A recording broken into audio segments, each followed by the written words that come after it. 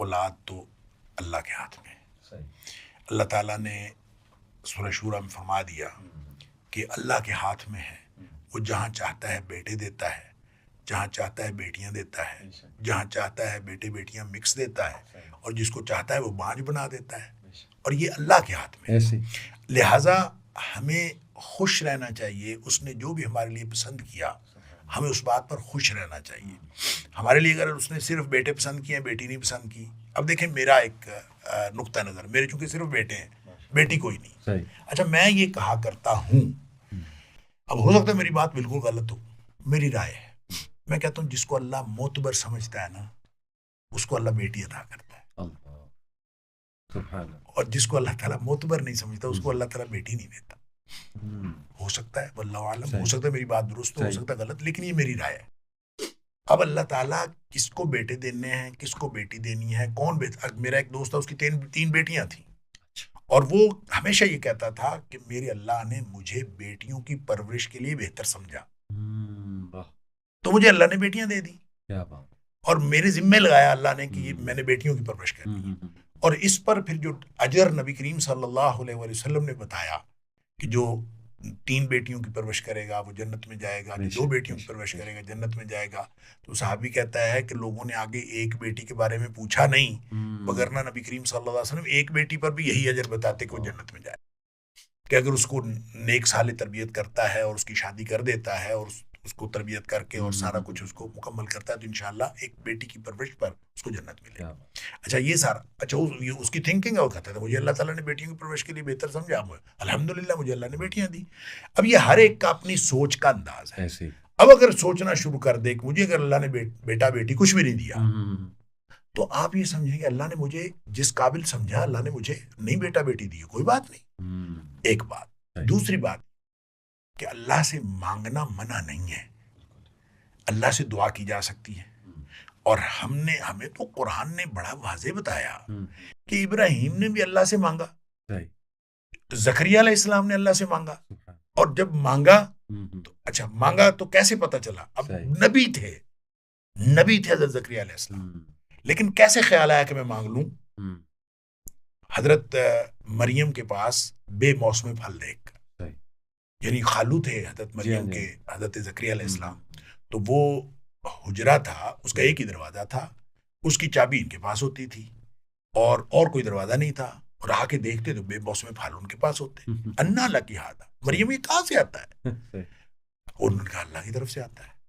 سوچا کہ یہ جو بے موسم پھل اس کو دے سکتا ہے اللہ، تو وہ مجھے بڑھاپے میں اولاد بھی دے سکتا ہے. تو مانگ لیا اللہ سے. جب اللہ کی طرف سے خوشخبری ملی بیٹے کی تو اب پریشان ہو گئے کہ میں بوڑھا ہوں، بیوی بانجھ ہے، بیٹا کسے ملے گا؟ صحیح بات، خود ہی حیران ہو گئے. اچھا یہی حال حضرت ابراہیم علیہ السلام کی بیوی کے ساتھ ہوا. جی.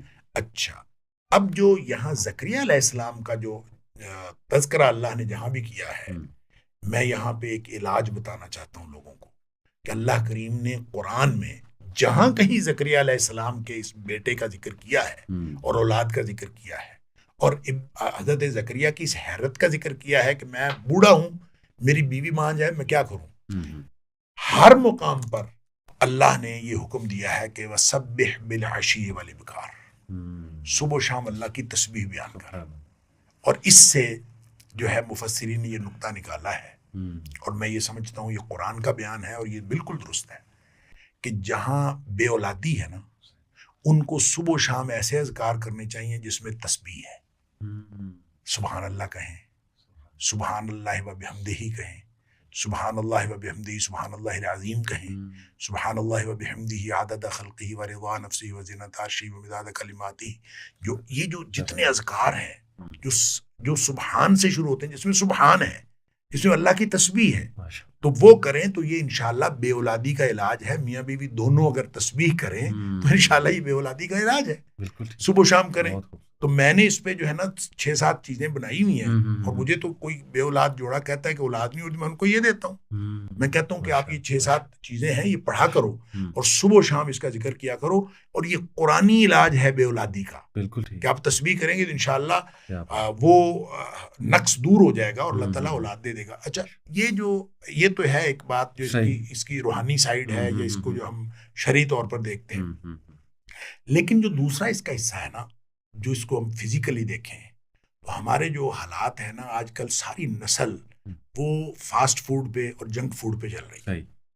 اور جنک فوڈ جو ہے اصل میں ہماری صلاحیتوں کو ختم کر رہی ہے. بالکل، چاہے وہ لڑکے ہوں چاہے لڑکیاں ہوں. جی اور اس نے جنک فوڈ نے ہمارے بچے بچیوں کو ان کے اندر یہ صلاحیت ختم کر دی ہے، یا قریب الاختتام ہے. بالکل.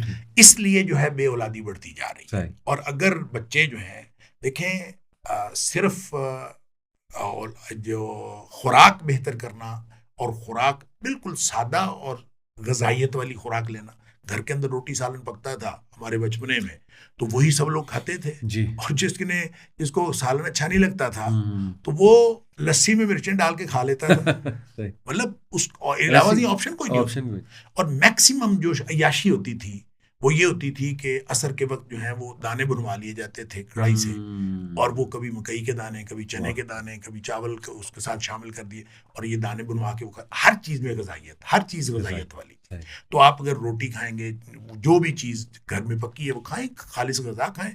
اور اگر بچے اپنی غذا کا اہتمام کریں، اور خاص طور پہ جو نوجوان ابھی جوانی کی کے جو دہلیز پر ہیں، تھریشولڈ پر ہیں، ان کو چاہیے کہ وہ اپنی غذا بہتر کریں. اور بچپنے سے بھی ماں باپ کو چاہیے کہ ان کو جو ہے نا یہ جنک فوڈ سے منع کرنا چاہیے. تو بہت کم کریں اس کو. اور غذائیت پہ جو لوگ اپنا اہتمام کریں گے تو میرا خیال ہے انشاءاللہ ایک دوسرا فزیکل ایکٹیویٹی ختم ہوتی جا رہی ہے. اور ہر چیز جو ہے، گاڑیاں آ گئی ہیں گھر کے اندر گراج سے گاڑی میں بیٹھتے ہیں، اور گاڑی اسکول چھوڑ آتی ہے، گاڑی کالج چھوڑ آتی ہے، گاڑی پہ جاتے ہیں، یا پھر بچے جوان ہوتے ہیں موٹر سائیکل زیادہ. اور اس کے یعنی فزیکل ایکٹیویٹی ختم ہوتی جا رہی ہے. یہ دونوں باتیں ہیں جس نے بے اولادی کو زیادہ کیا ہے. اور اگر بچے نوجوان ان دونوں باتوں کا اہتمام کریں، اپنی غذا اچھی کریں اور اپنی جو فزیکل ایکٹیویٹی بہتر کریں، تو حالات بہتر ہو سکتے ہیں. میں عرض کروں 2-3 کیسز تو ہماری فیملی میں میرے سامنے ہوئے ہیں. اچھا. کہ